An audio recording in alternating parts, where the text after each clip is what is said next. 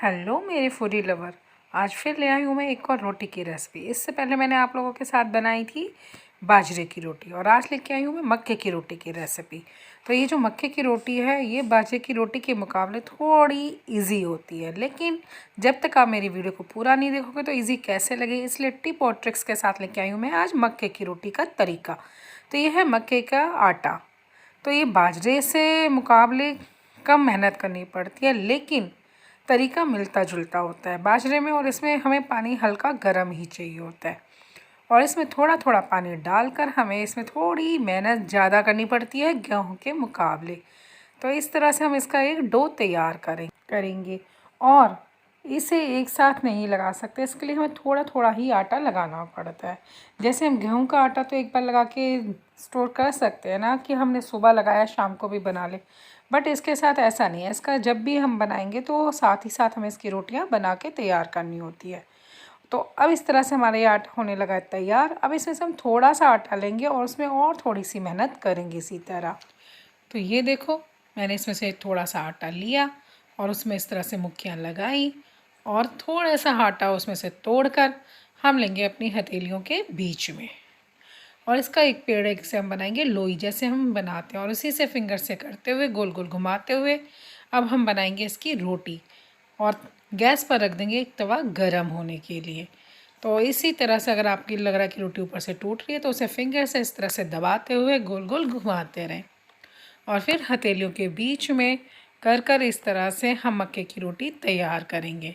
तो इधर हमारा तवा भी गर्म हो रहा है और इधर हमारी यह रोटी भी बनके हो गई एकदम तैयार।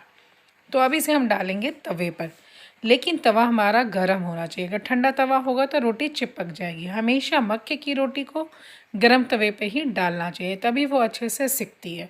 तो ये देखो हमारी रोटी सिकने लगी है, इतने हम दूसरी रोटी भी इसी तरह तैयार करेंगे। अब ये रोटी हमारी इस तरफ से अच्छे से पक चुकी है, तो अब इसे हम पलट देंगे।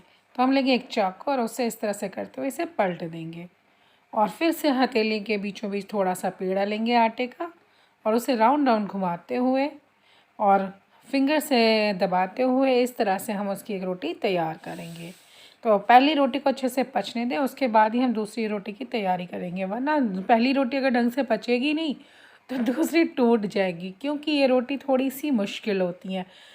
टेस्टी जितनी लगती है ना ये बाजरे की मक्के की रोटियां, उतना ही बनाना इन्हें मुश्किल होता है। लेकिन आप थोड़े थोड़े से टिप्स को फॉलो करेंगे तो इसी तरह से एकदम गोल गोल यमी यमी रोटियां बना लेंगे। तो अब ये रोटी अच्छे से पच गई है और अब इसे हम उतार कर गैस पे नीचे सेकेंगे।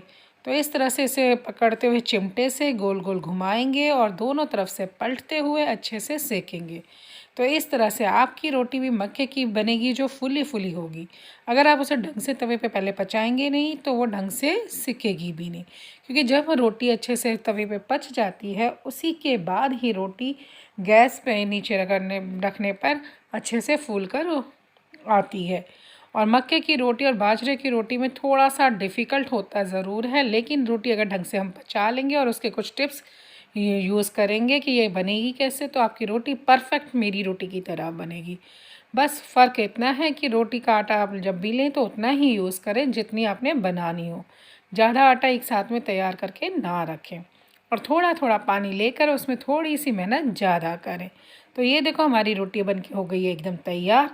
इसी तरह हम और सारी रोटियां तैयार करेंगे। जितनी भी आपने बनानी है आप भी अपनी मक्के की रोटी बना के तैयार करें और इसे आप खा सकते हैं दूध के साथ, गुड़ के साथ, साग के साथ, जैसे भी आपको पसंद हो। और मैं सर्व कर रही हूँ इसे साग के साथ। अगर आपको मेरी ये मक्के की रोटी पसंद आई हो तो मेरी वीडियो को लाइक करें, कमेंट करें, शेयर करें और इन्जॉय करें मक्के की रोटी सरसों का साग गीता सिंह रेसिपीज़ के साथ। टिप्स और ट्रिक को फॉलो करें और एकदम परफेक्ट रोटी बनाएं। अगर वीडियो पसंद आया हो तो ज़रूर शेयर करें और लाइक भी करें, क्योंकि एक लाइक तो बनता है। बाय।